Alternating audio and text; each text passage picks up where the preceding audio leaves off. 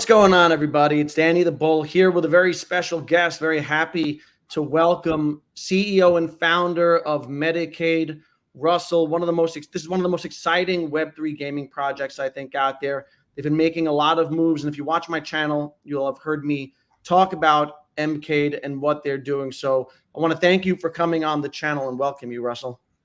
Yeah, thank you very much, Danny, for having me. I can see the Metacaders have turned up in force. Some an hour ago as well. Like I said to you offline, it's like a concert sometimes. So yeah, it's good to have some support. And yeah, we chatted on Twitter, and it was just wanted to say thanks for support. Obviously, it's the first time we've actually met, so who knows where this goes, but I'm looking forward to it anyway. Absolutely, yeah, very strong community. How do you think that? We were talking a bit about it before we went live here, but how do you think that has evolved? That these Metacaders come out for you guys to show your support. Anytime I tweet about it on Twitter, like you said, I get the AI generated Mcade photos and things like that. A lot of energy coming from there. Yeah, so the fan art certainly the project art has become a real kind of pillar of what we're becoming known for. But I think doing a pre-sale in a bear market, having lots of people take a look at us, lots of expectation, it has rewarded the strong. If you look at us and chart us out and look at our journey and have a look that we turned up every 2 weeks on AMAs and dealt with some good times and some pretty rough times as well. I think I would say it's been character building for everyone involved. And as a result, you generally find that people do rally around things that they believe in and trust in. And I think we're ending up with that. The founders, as we refer to them, are the Mcade Twitter mob are out there. As soon as Mcade is mentioned, they're on it like a spider monkey. So yeah, it's been pretty cool to watch and see it evolve. But I think we've got a pretty good culture now, but we've been going 15 months, so that's taken time to get there. But the same names turn up every day, which is great to see. Yeah, absolutely. And for people who have never visited the platform or are unfamiliar with the project, how would you describe it for them and give them an overview? Yeah, so our view of the previous cycle was that there was obviously infrastructure gaming businesses, there were out and out games. But we felt that the platform market was fairly underserved and didn't really develop a set of features that would be conducive to large community building or helping the gaming companies scale their user bases. So about 2.5 years ago now, we started scoping a plan, which initially was my original thoughts. And fortunately, people bought into the idea or the concept. The concept has since evolved very, very quickly. But in a nutshell, we're currently a platform business that allows gaming companies to come on board, build their communities, list their games, update communities around their opportunities. But what happens in the next few weeks will fundamentally change that and allow us, I believe, to carve out our very own niche in the space. So this is kind of beta stage. We're coming out of that in the next few weeks, and what comes next is a really different proposition to what you typically see in the space, and we're getting there. We're getting, I would say, it's touching distance now. So yeah, if you know your gaming platform companies, you know the company we keep. We feel we can run hard and pretty much run past most of them in the next 6 months. Yeah, and that was my follow-up question was, it is a crowded field out there, right? And gaming is really coming into its own, and it's coming into the narrative. And we're seeing all these gaming Web3 projects out there. You got Myria, Games for a Living, Naka, Gala, and so many more, WagMe and Lit Labs and all these others. How do you differentiate yourself in this crowded field? So I think out and out platform businesses, they have in many ways a singular utility. So whether it's a node structure, like a GameSwift or a Myria, for example, we're more about layered utility, high frequency. That's why tournaments are being developed. We feel that there's a real opportunity in the front end of the business, which is generating high touch, interactive tools, experiences that allow people to come in and utilize the token every day, Obviously, that token then generates various effects or ripple effects on the project itself, reward pools, deflationary elements, and it allows us to create additional opportunities. It allows us to continue to evolve, because the tournaments area wasn't necessarily on the original roadmap. It's just the market is telling us that Web3 games might not quite get there. So people have always adopted hyper casual, high interaction, instant gratification. This is all the game theory psychology around things. And we feel that's where the other platform businesses are more focused on integration with partners to a good level. We don't feel the integration is necessarily the route you need to take. It's more about building up communities, building up user bases, and giving them great experiences. So they're tackling it from a back end point of view. We're very much tackling it from a front end point of view. We don't want to be the next big integrator or the next immutable. We want to build really great experiences that people want to come back and experience day in, day out. And I feel like there's an opportunity to take that market. Nice. And, in your last AMA, I walked away really bullish, specifically, by the last piece of alpha that you dropped, that Jamie King, co-founder of Rockstar Games, producer of some of the GTA games, was brought on board as an advisor. How did that come about? Yeah, so about, what were we on, the 11th of March, so about 10 weeks ago, a chap I know, Anders, has also joined our board. He's very good, incredible network, always working with senior individuals, a lot of background in recruitment.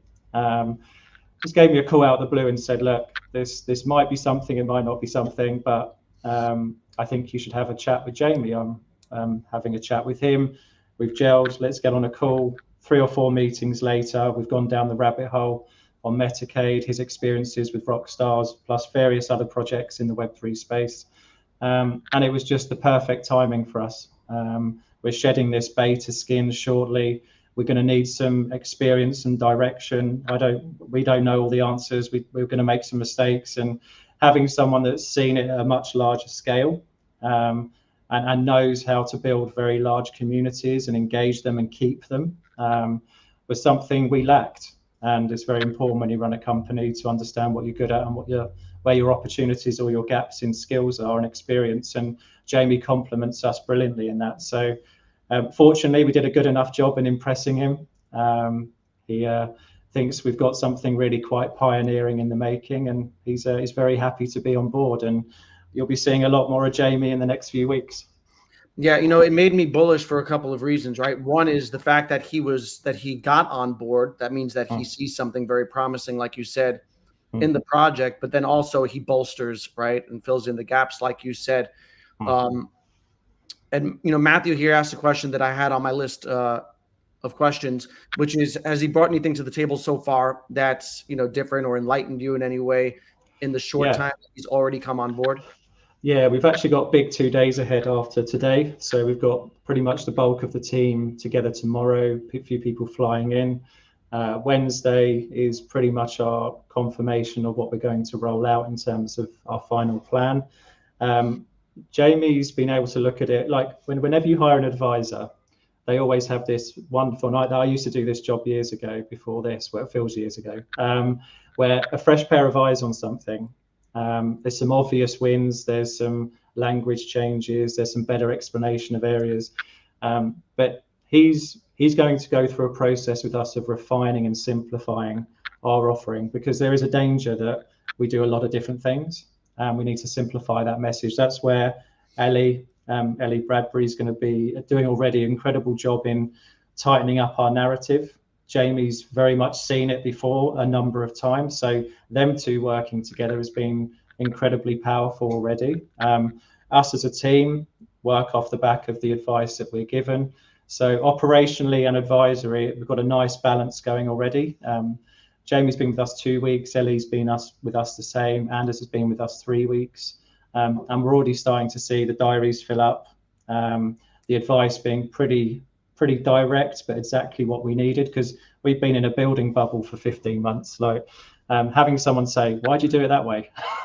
Like, you do realize if you just do it that way, you're going to have far better chance of success. And I know how that feels because I've sat on the other side of the fence. So yeah, we welcome opinion, from our advisors, our community, from yourself, and that has been, I would say, very impactful. And you need to be the right type of team to open up yourself to criticism, to advice, to change the way you wanted to take something. But it's not about any of us individually. It's about making sure that Mcade hits its mark. So I'm pretty bullish on what comes next, and we just needed that refinement, and I feel like we're already getting it. You talked about simplifying, the vision, right, and boiling it down. What have you simplified it down to? In many ways, entertainment. So the front end of our business ultimately has to deliver entertainment in a very concise fashion that's very user friendly. And I feel that our competitors don't do that at any real level. So the gloves will come off soon, and I'll really hit the market hard. As I said to you, I've seen what's coming, and once it's out there, you won't be able to shut me up on this subject. But I do see that we can build a far more engaging experience, which will spread like wildfire. I feel like we've got a much better offering for our partners than what we have right now, even though it's still, in my opinion, a better product than most. So I'm bullish in the sense of the audiences will decide whether we pass or fail. Our partners are going to see that evidence and want to roll on board very, very fast. And I think we've done a very good job of attracting high quality partners whilst we've been building. It's quite a feat, really, to get 60 plus partners on board on a promise, effectively, which is we're building this thing, and when we're ready, you're going to be front of the queue. And firms like Decimated, we've got a big announcement coming this week as well. Yeah, we're starting to raise our head above the wall, and people are starting to notice. And I think if you look back on us, we've been here all along. It's just people are starting to find us now. Yeah, I love the gloves coming off. I love competitive spirit and nature. I've heard you talk in AMAs about not wanting to, do well, but wanting to really dominate the field. Yeah. How do you view the competition like Naka and these guys? For the taking, in my opinion. I invested in them all in the last bull run. I sat there as an investor looking in. I was like, this can't be it. And that might sound arrogant, but I thought there wasn't really a great user experience. If anyone could afford 80 grand for a node back then, congratulations. There was just a real void in engagement and user experience, and we haven't got it right just yet. The tournaments that are currently in testing, I would say, is the first proof that we have something that it's got a really tight gaming loop. People are coming back. The feedback's been really good. I feel like we've really removed that friction now. But I think there's probably 2 or 3 other things we can do to really strive for that really good user experience. And when we do, I can't imagine people catching up. So I think we appear out of nowhere, and I think it's too late for most. And that's why we've been doing it. That's why we launched back in October. That's why we built in a bear. That's why we dealt with all the crap that was thrown at us, because we know that once the market flips and people start seeing us, you won't be able to build what we've built, and we'll have this very prolonged, very quick acceleration into the market. So it's probably the first time people have heard me speaking this bullish, but I don't know if it's the name, Danny, or what, but you're bringing it out. Right, you're bringing it out of me today tonight. You are Russell the Bull. Yeah, I'm very safe and very logical, and it gets me in trouble sometimes of trying to calm things down. But yeah, I've seen what we've done without anything apart from doubling down, trust, building. So I think the good times are coming. That's good to hear. You mentioned tournaments.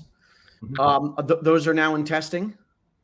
Yes, so we started testing back end of last week. 20 to 25 community members were picked to engage in the testnet, which is on Sepolia, get used to buying Mcade, swapping it out for credits, entering tournaments, beating each other.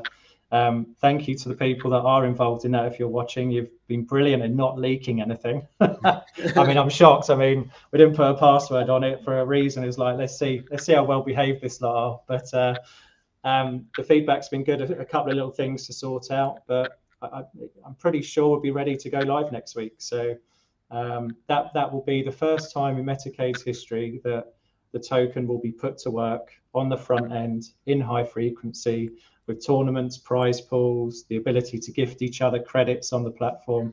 It'll be our first look into what people like to do, what they don't like to do, and it'll allow us to evolve the front end really quickly. So yeah, next week will be a big week. Yeah, I love to see it. Looking forward to it. In terms of tournaments down the line, do you foresee a time when people can create their own tournaments and community members? Like if I wanted to do a Danable Invitational on Medicaid. Who have you been talking to? No one. Yeah, yeah. I came up with the question.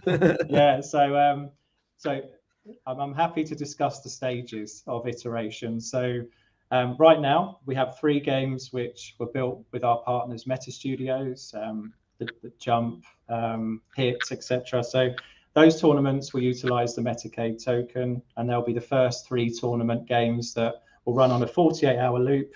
We'll guarantee the prize pools to get things kicked off. So it will cost you like around $1-ish for a credit. And the prize pools are likely to be into the hundreds. If there's a big wave, it could go into the thousands.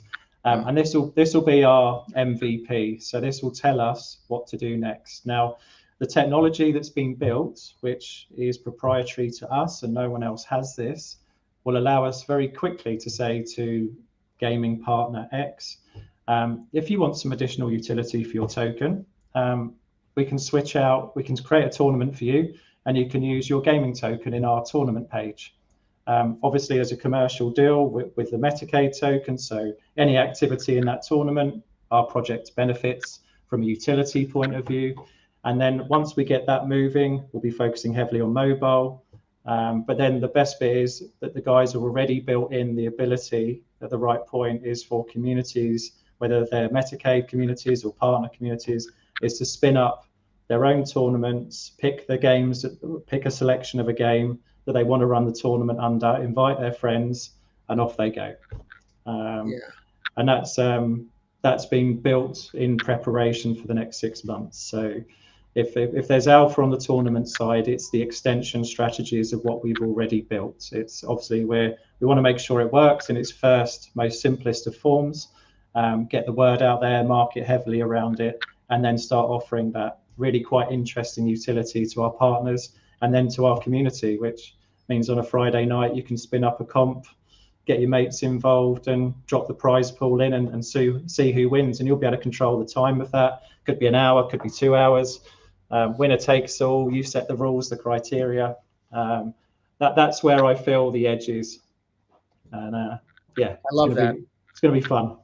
I love that because that's also contributes to that community building, right? And engaging the community. And this whole space is really community driven, like Web3, crypto, and leveraging that by incorporating, these sorts of features, I think is amazing. So great to hear it. The tools we're building, we want a community version of those tools. That's probably the more elegant way of saying it, is that we build a tournament, just know in our heads there will always be, how do our community grab this tool and do what they want with it? So when we look at an NFT marketplace later, how do we get this wonderful art that people are producing? How do we get that out in a collection where they can have their own market? Like, gaming is a lot more than just the game. And that's all I'll say on that matter. But there's a culture, there's a belonging, there's lots more to gaming than just rocking up and playing a game and deciding whether to buy the token or not. That speaks to the retention that you mentioned earlier, right? And again, engagement.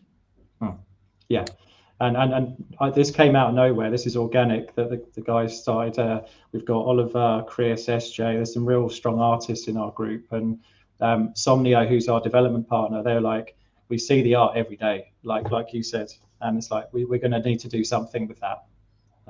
Whether they're on the back of our t-shirts or what, but we'll definitely be doing some interesting things around merch, around marketplaces, just to add to the frequency of visitors and to actually genuinely build a home where people can land and ideally want to stay for a bit, because I don't feel like that's been achieved yet in the Web3 space. Yeah, that's the whole key is right, getting people to stay, and that's the only way to really create sustainability around a product. Yeah.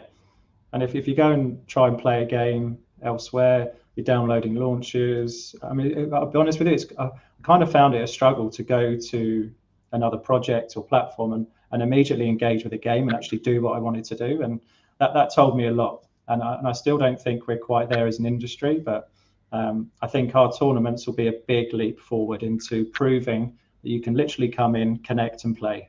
And I think that alone will speak volumes about where we are in the market. So, yeah, I don't ever want to wish time away, but I wish this quarter was over. I've heard whispers of a AAA game being released on Mcade. Can you tell us about that? I can. It is happening. I can't say who because we have a call with them, I think Thursday morning. So once confirmations have been achieved, it's in the Web3 space. I think people are expecting GT6 or something to be hitting our platform. Yeah. Yeah, I love the fact that people think we're there yet, but we're a fledgling startup trying to make a dent in the world. So, but we are very pleased with who we're going to be announcing. And I, for one, have been following this one for 3 or 4 years. So, yeah, it'll be out this week. Let's put it that way. Is it a company that's been around for a bit? Yeah, they have doubled down. Amazing technology, which is kind of where I get hooked. Is I appreciate what's gone into this, and yeah, it's I think they're going to make. They could be a front runner for the space this year and next, in my opinion. So that's personal bias. That's not me talking my bags in any shape or form, but it's for me what they're doing is the best version of this particular niche I've seen. So very pleased to welcome them on board this week. Nice. You mentioned a fundamental change coming to Mcade in the next quarter or so. Would that be revolving simply around the tournaments, this AAA release, or is there more to it? There's more to it. I feel it's clear that there's 3 to 4 audiences, and those audiences require a very unique experience in the Mcade. So I haven't held back in stating that we are evolving our story and our narrative towards a city type environment. That's very much going to hold true. And within that city, there's going to be some very interesting experiences for gamers, investors, developers, and also our gaming partners and studios, which are slightly more established. So we're doing our very best, and I've stated this in previous AMAs that you've got your 2.0, you've got your metaverse. We kind of want to hold our ground in that 2.5 vibe, which is we're not a flat 2D platform that you can go and list your games, and that's probably where your experience ends. We're not going to be a full-blown metaverse that blows up your MacBook in a matter of minutes. We're going to be something that rests nicely in the middle, immersive experiences, a lot more dynamic. But the good thing is this isn't going to take years to build. We're building fast, and I'd say we're a couple of months off achieving the majority of those goals. So yeah, I don't think people will expect what's coming, put it that way. So we're going to get some surprises. Yes, 100%. Very nice. And that's where I literally need someone to get me to sign a gagging order so I don't tell everyone about it, because I can't help it. I just got to keep my mouth shut sometimes. Well, feel free to say whatever you want on the screen, right? We don't hold anything back on this channel, all right? Yeah, no, true. That's true. I mean, yeah, we've got the big game announcing this week. We've got some PR going out. We've got some fairly progressive conversations going on in other areas of the roadmap ahead of schedule. So it's hard. I mean, it's like you're in a goldfish bowl running this sort of thing where everyone's looking in, wanting an answer every day, and you've just got to block that noise out. But I can't help myself. I go in the groups all the time, and I've been told to stay away and just keep building. But I like to be part of the community as well. So, but the problem is when I'm in there, I get coaxed into saying stuff. The thing is, I'm sure it's exciting, and you want to talk about it, and there are things that you want to talk about, but you can't. Yes, yeah, and probably more than ever before, and that's the problem. I think the closer you get, the more excited you get. Yeah, I mean, it's been a hard 15 months for us as a team. For me, I think people at one point thought I was building this myself, which is borderline impossible. So a lot of what comes out in the next few weeks is probably the ultimate release valve for everyone's efforts in the last year or so. So yeah, we're not going to hold back in wanting to talk about it or celebrating, because I think what we're about to achieve is a big milestone for us. So yeah, looking forward to it. Looking Never forward. knew it'd play out this way either. It's one of these new experiences every day. Looking forward to hearing about it. And you mentioned that this isn't a solo effort; it's a team effort. How many people do you now have on board the team, and how has it grown? Yeah, so advisory, as we know, there's four of us. Sorry, five of us. The core team, the central team that works out of here and two other countries. There's eight, and then we have Somnio, who have taken over the majority of our development. There's 4 to 5 people in there, so 13. Still just shy over 20 at the moment. Obviously with Kaz Crypto Challenge and the moderation team, that pushes us towards kind of mid-20s.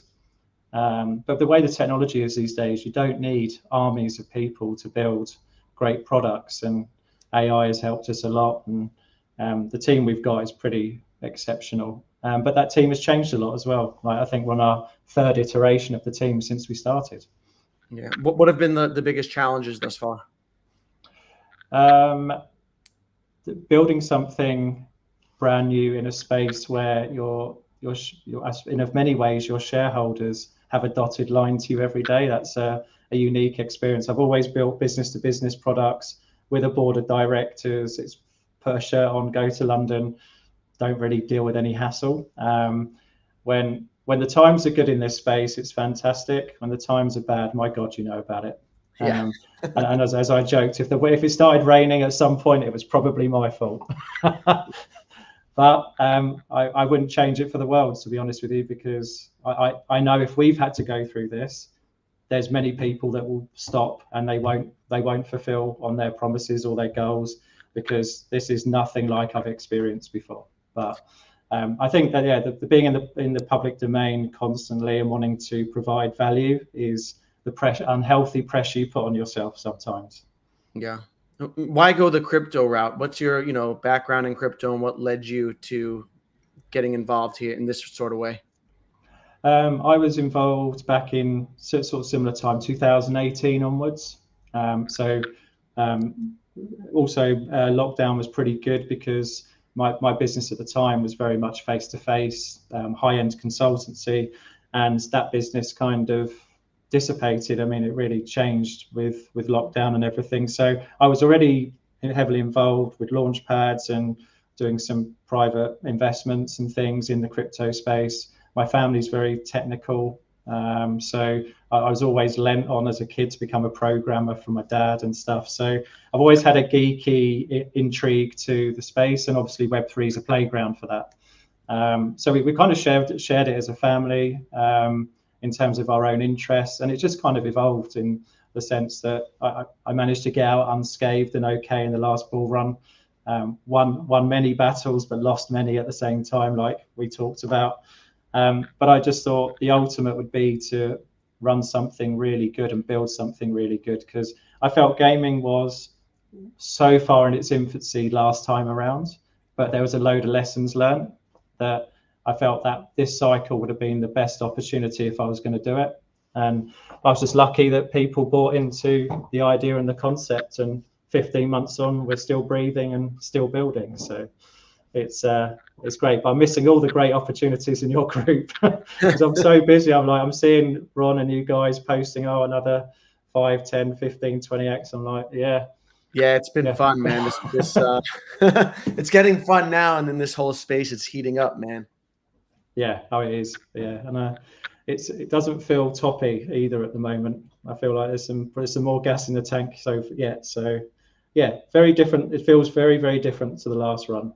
So, but again, I feel like some of that is increasing some impatience, and naturally everyone wants everything yesterday. They want to be the front runner, but it's really going to weed out people in this market. I think this will be the most volatile, if not most obvious market, but somehow people are still going to get wrecked in it. So 100%. it's going to be like a psychological warfare to get yourself out unscathed, I think. Do you think, in terms of like just the overall crypto space, how long do you think this goes? Do you think this tops out this year, or do you see it going into next year?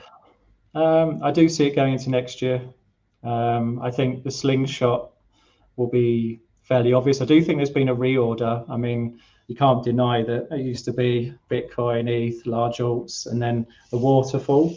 I feel like memes have nestled themselves firmly in the high end of that structure now, which in theory would create a lot more liquidity and a lot more potential cash flow rolling down the hill.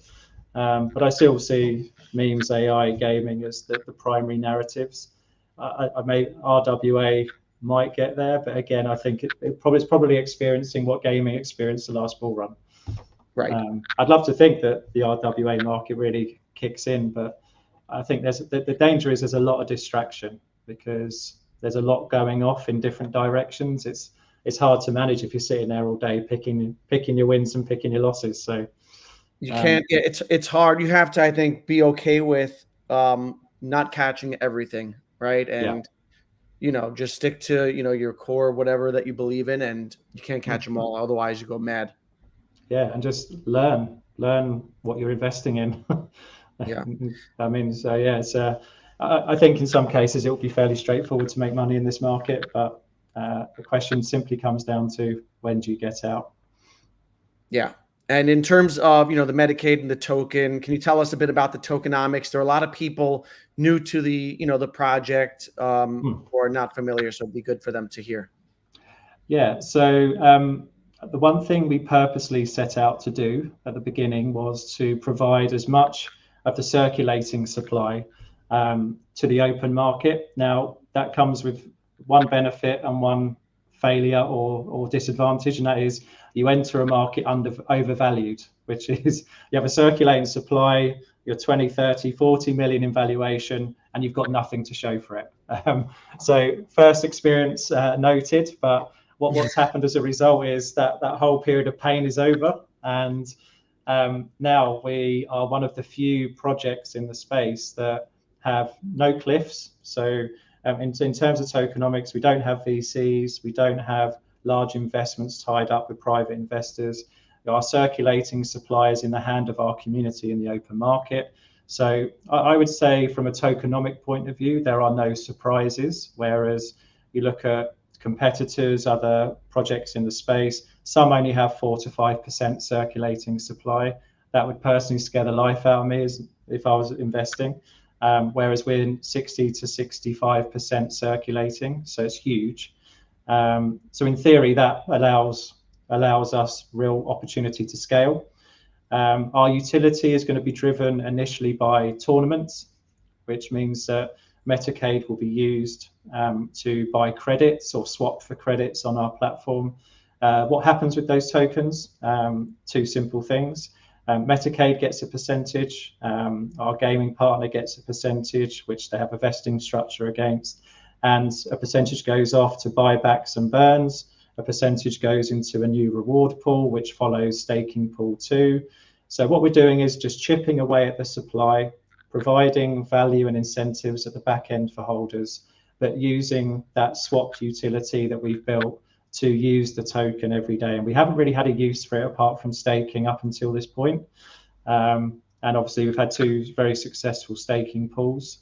We will be moving towards a reward pool, which means that the business activities will fund it in order for it to become sustainable. Anyone that was in early obviously gets the highest value, the 40%, the 25%. This will be variable coming in because we don't know how well each day is going to go, but a percentage of those tokens will be made available to people under a certain criteria, which we'll be revealing soon. And those people will benefit from the business activities on the platform.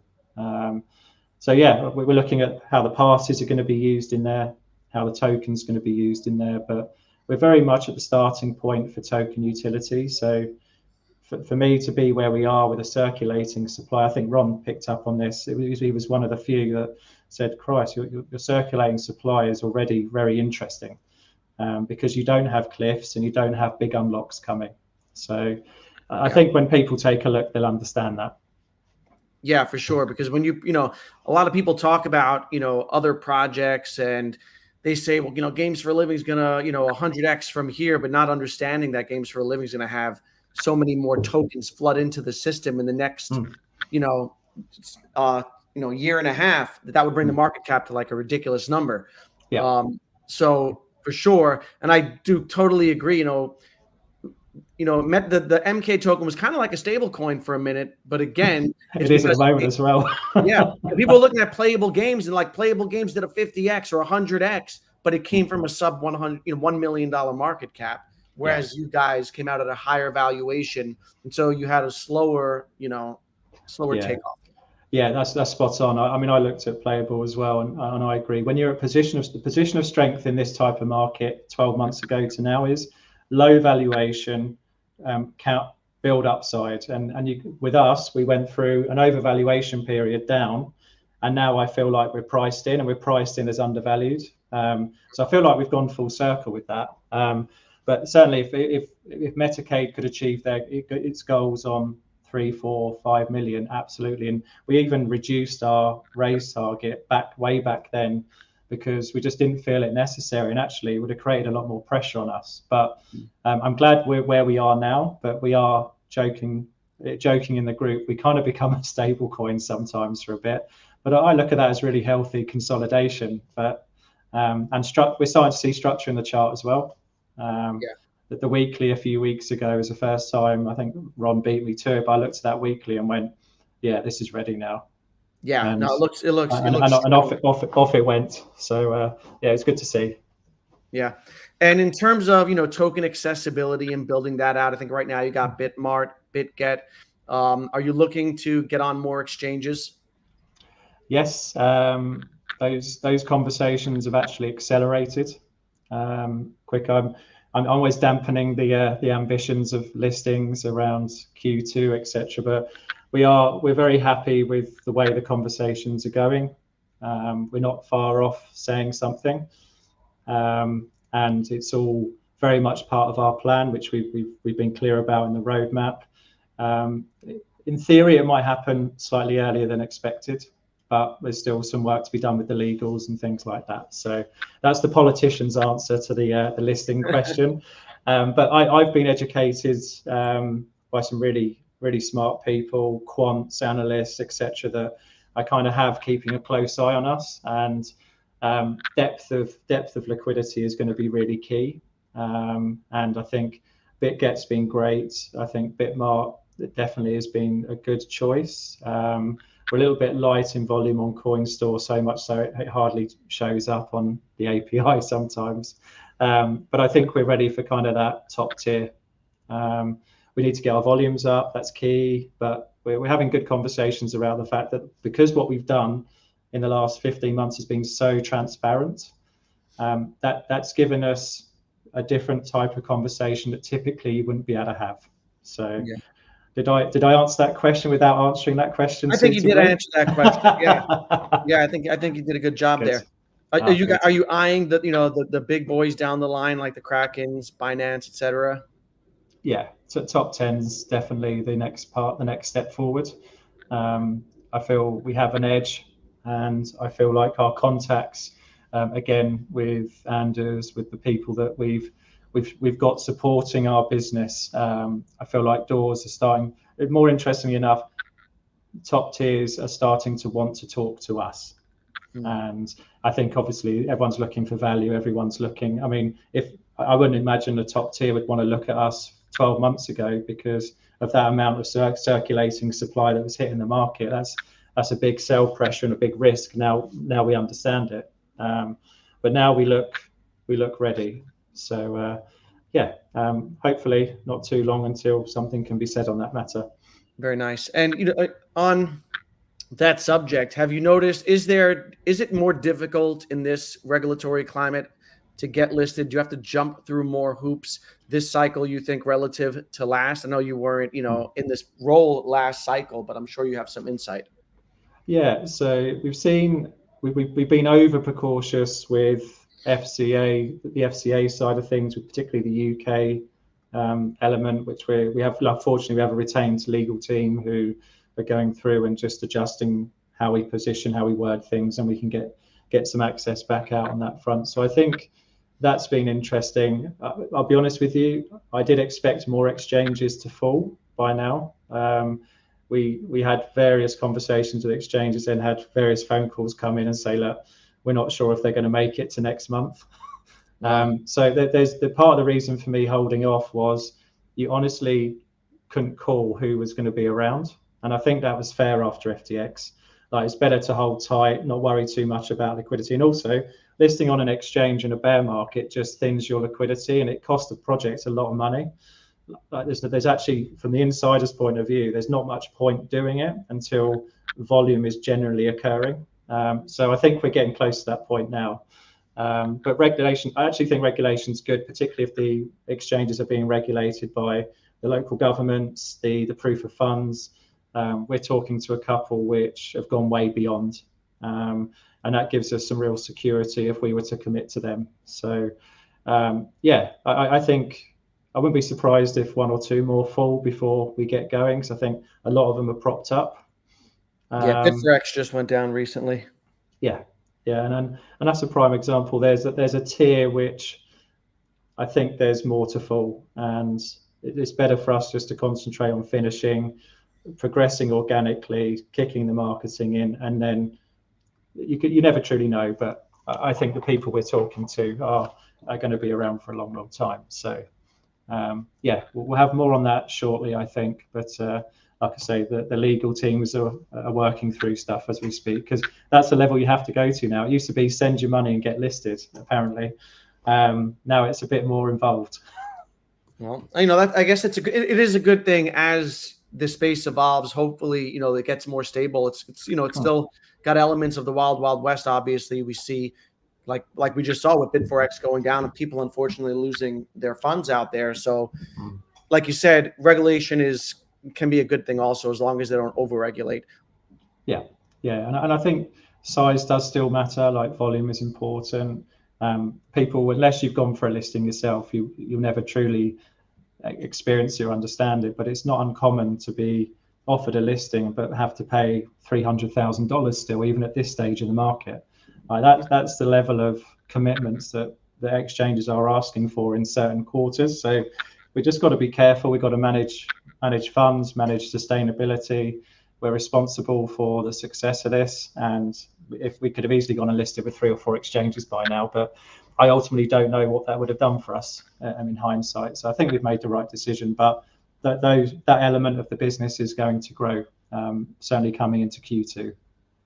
And do you worry about the regulatory overhang and what that could, like the implications that there could be? We've seen like other projects, I think Sandbox and a bunch of others get, named by the SEC.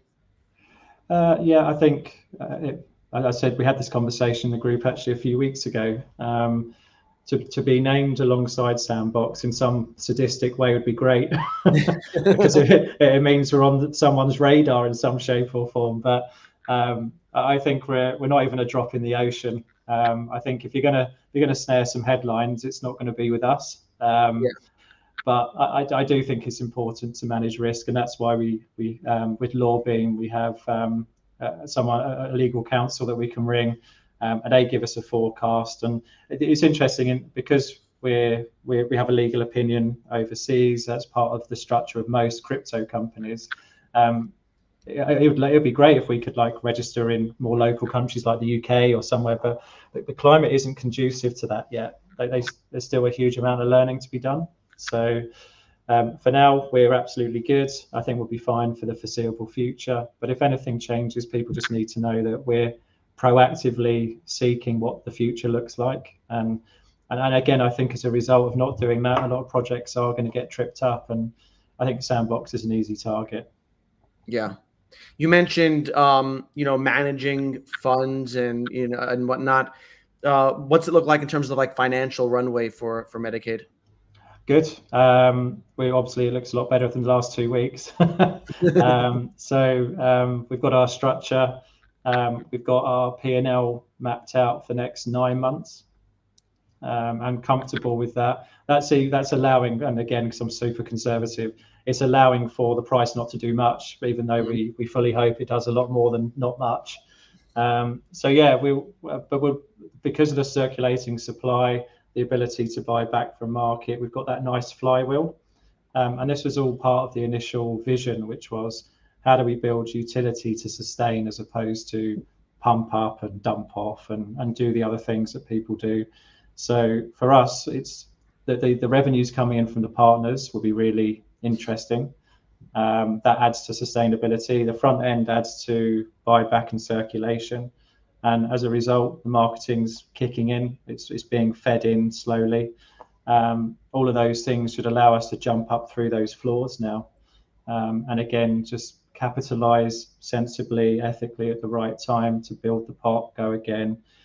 Because we do see a 2025 kind of, I suppose, not top, but we do see 2025 being quite interesting for gaming. But we are building aggressively in case that shortens. So, and again, once that cycle is over, having enough funds to buy back, go again, is key for sustainability. So all of these things have economically been mapped out in advance. And thank God it wasn't me that had to do it. Yeah, and before we went live, we were talking about you're trying to build something that's not crypto dependent, right? How do you guys achieve that where you're not dependent on crypto cycles? I think with well, there's a lot coming which will support that. I almost let that one out. So in terms of that, we know full well for the next 12 to 15 months, there's an ability to not only sustain the business, but build treasury to evolve the project into fiat focused areas. I do think that if your economy proves what we call a flywheel economy, the ability to sustain and revert, I do think you can outlive a cycle. It's a bold statement, but as I said before, even if our curve is shallower, even if we are more active in a bear, if there is such a thing as a bear anymore. I suppose this is the first cycle which there isn't a strong element of the unknown. Like does Bitcoin drive a new era of sustainability in the space because of the exposure to the open market? Does that follow with ETH? Does that follow with other ETFs? And does those pillars of infrastructure form where we don't have this winter and we actually just have a shallower rebuild period? Who knows? I mean, it's a crystal ball moment, really. But I do think that what we've got will give us more than enough to pivot. But also what we're doing with the grants and some of the stuff that's coming out in the next quarter, I do think that's the first opportunity to explore non-crypto markets, but by utilizing the infrastructure that we've built. So yeah, Q2 is when we start testing that. Nice. And you guys have that subscription-based model. How is that looking for you guys? Have you noticed? Has there been an uptick in subscribers and growth there? I think we're gonna do away with the consumer side, so the front end. I think that was an error on our part. We weren't ready, so we'll always put our hands up when we're not quite there. I definitely for the partners, definitely for the business to business model, that's essential. And the services that we're providing are far beyond others and what we're about to release. So the bulk of the revenues will come from the B2B side of the business, which will allow us to open up the front end far more, bring far more adoption in, and utilize our NFT passes, utilize our token in quite an interesting way, which we'll discuss tomorrow and decide on the future of what those passes look like. But they will be used and some will be tradable. That's all I can say on that front.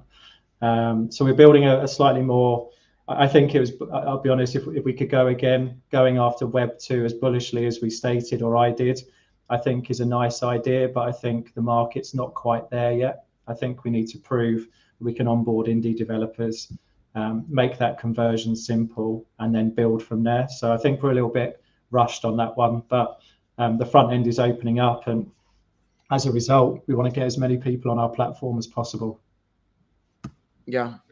When will we learn more about those NFTs and the passes?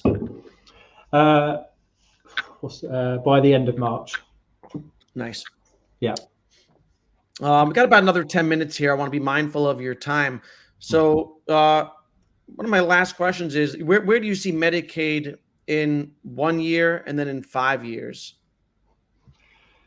In 1 year, I can see some points coming in.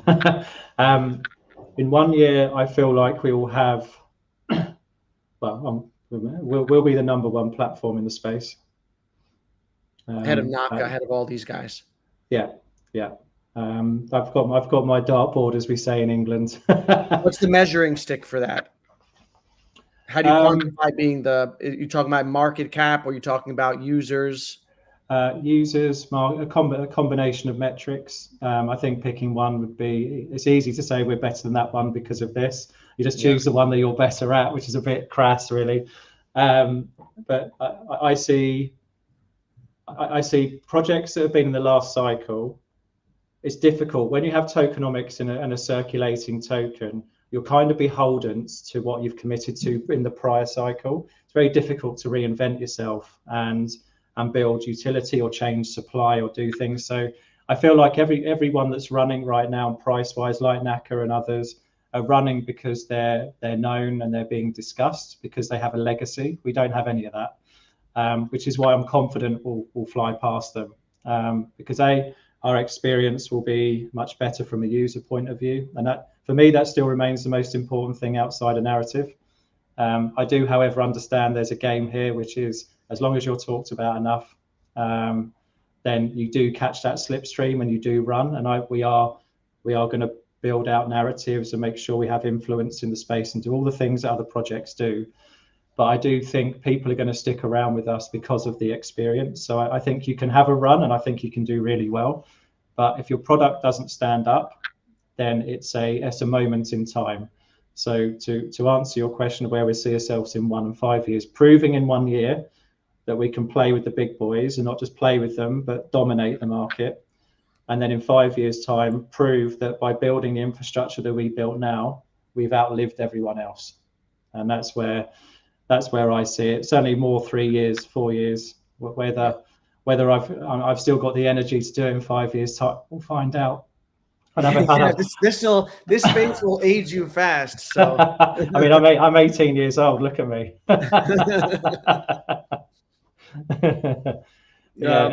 I think it's very much about because it's proof of the last cycle that if you build and do well to an extent, then you'll get given a pass on the second run if you're still around. And I think we've seen strong elements of that. I mean, you look at Gala, the border in lawsuits left, right, and centre, but the day-to-day investor doesn't care about that.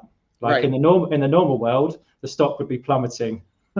Right. 100%. People. That's where the correlation just goes absolutely whack at that point. It's detached. Yeah. I mean, fundamentals are often detached in crypto. Crypto is not a very rational space. No.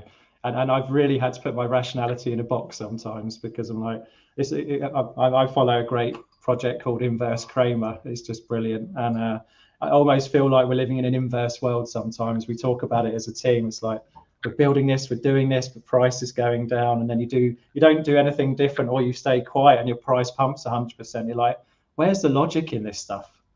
Yeah. But then we've had to readjust our thoughts really quickly, and I think we're pretty much there now. So we've accepted where we are in the market and what we need to do. You guys are doing great. And Pinocchio's asking when Launchpad. Yes. We are. What I would say on Launchpad is, we have had a notable increase in private sale, pre-sale offerings to us as a platform. That's been a noticeable tick up in the last 3 weeks. We are entertaining a couple of them. We'll go to the community to discuss that, I think, in terms of, is this something we want to do? Is that something you guys would be of interest? I think there's also a big responsibility in launching other projects on your platform. I don't want it to be a distraction in this window that we've got. But it might be as simple as being able to get an allocation in a private sale and saying, look, guys, if you want to take a look at it, we've managed to get this deal done for you. Go and look at it. And I think that'll be the light version of the Launchpad to see if there's appetite for that sort of thing. But I think we're going to start seeing pre-sales, private sales really start to kick in. We have seen inquiries start to increase a lot. Nice. I'll sneak in one more question here from Russ. How's that front end redev going? Oh, it's amazing. It really is, to a point where this is where I've had to sign a gagging order not to say anything. Yeah, I was ultimately, on reflection, I was really disappointed with what we did in the beta period. I'll always be really honest. What we've crafted since with Somnio, I mean, the level they work at, and the depth of narrative, storyline, building Mcade into a city, you can only imagine what leads your imagination to. Yeah, I love it. For me, it's a piece of art, and I can't wait for it to be in the market. I'm told not to be able to offer deadlines at all because the creative team don't like that, but I'm sure I'll be allowed to reveal some elements in the next couple of weeks. I think the front end will take slightly longer than end of Q1, literally by a couple of weeks, but it will definitely be worth the wait. But I think everyone's going to be wrapped in tournaments once we go live anyway. So I think we've got a nice order of events now. Nice. And all right, we've been off about an hour. Any parting words for the Medicators listening here? We got over 120 of them. Oh, wow. My goodness. They're like gremlins, aren't they? Just multiplying. Yeah. No, just a huge thanks. I mean, it's cliche, but we certainly wouldn't be at this point without them in that sense. Yeah, it's been a 15-month period I'll never, ever, A, want to recreate, but but B, I feel like this is ultimately going to be the reason why we succeed. And looking into the groups every day, seeing the art, I can assure you that everything as humanly possible is in hand behind the scenes. I know what you want, it's coming. But please understand there's a strategy and a timeline to this. We don't need to rush in and make a big splash for a moment in time. We want to look back on this and say we were part of the journey, and this is where patience will prevail. So yeah, patience is not a nice thing to have in this particular space, but the ones that do have it, I think, will succeed, whether it's with us or other projects. So it's absolutely necessary to have patience. Absolutely. And I want to thank you for coming on. I appreciate your honesty, your candor, and really your conviction in the product. And again, one of the things that I really admire about you and like is the fact that you want to go out there and dominate and be the best. And I think that's an important characteristic that a CEO needs to have. Yeah, we had to thank you. I appreciate that, and also thanks again for. These things are generally constructed, but this is all purely organic. You and I meeting up today and exchanging messages on Twitter. I purposely held back just purely because I want things to be right. It's not a perfectionist thing, but I've learned now that what we're about to deliver is something which I can personally get truly behind. And I've had to talk to PR people and all sorts to say, where's the line? Because people will know about me and us by the time this thing's finished. and it's probably the first time this community have probably seen me with the gloves off a little bit. There's a lot more to come. Beautiful. Love to see it. And I want to thank everyone, all the Medicators here. We had about 130 people. Appreciate you all coming through. One thing for SoCal, last time there was a giveaway in Ron's stream. He didn't get his pass. Can I arrange that to get that for SoCal? Yeah, absolutely. Oh, yeah. Sorry about that. Absolutely. Yeah. All right. I want to thank you again. Thanks to everyone for coming through in the chat. We'll catch you guys in the next one. Cool. Brilliant. Thanks, everyone.